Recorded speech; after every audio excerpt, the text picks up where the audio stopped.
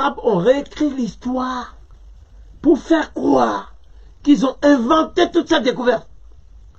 Alors que la réalité, c'est que les Arabes ont pris ça en Égypte, ont traduit et ont mis leur nom. Donc celui qu'on appelle Ibn Rushd et que les Occidentaux appellent Averroès.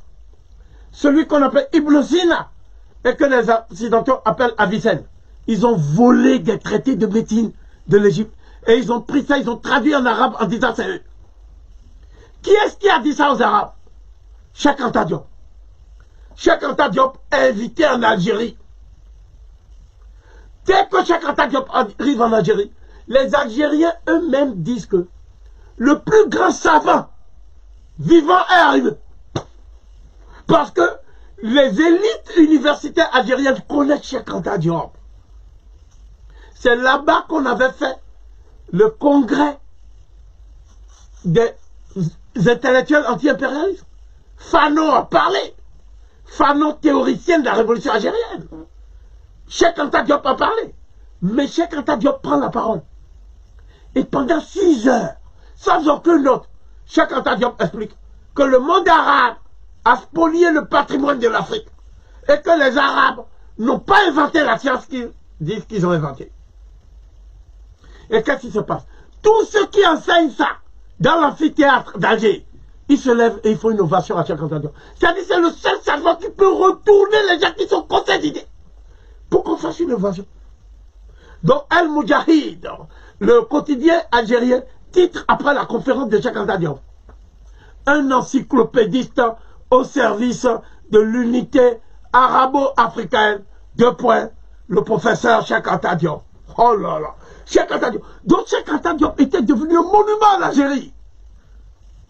Cheikh Anta Diop dit aux Arabes que vous savez dire que vous mangiez des dattes, que vous étiez derrière le tombeau. Quand nous, on avait déjà fait les traités de géométrie, non? Depuis quand vous avez inventé tout là?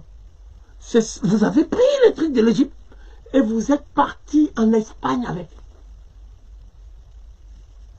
Donc, c'est une frustration du patrimoine du monde noir. Cheikh Anta Diop touche à un truc.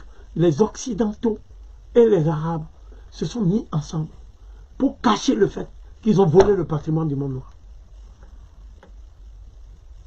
Donc, Kadhafi était au courant de ça.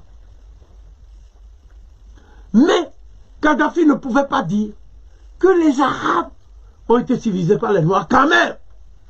Donc, qu'est-ce que Kadhafi a dit? Kadhafi a dit que les Arabes et les Noirs ont découvert en même temps ces connaissances, mais comme les Arabes avaient une écriture, ils ont pu noter, alors que les Africains ont végété dans l'oralité, ils n'ont pas pu noter. Cheikh Anta Diop dit que l'écriture arabe même vient de l'écriture hiératique. Vous n'avez pas d'écriture. Vous n'avez pas d'écriture. Montrez-nous l'écriture des gens qui vivaient dans le désert. Quand vous étiez dans le désert, où était votre écriture? Vous n'en aviez pas.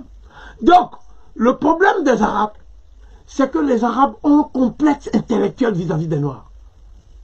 Mais comme ils savent que la majorité des Noirs sont amnésiques, donc ils en profitent maintenant pour dire que c'est eux qui ont civilisé les Européens. Tu vois, les Arabes disent maintenant qu'ils ont civilisé l'Espagne, qu'ils ont civilisé le Portugal, et que ce sont eux qui sont à l'origine de ce qu'on appelle la Renaissance andalouse.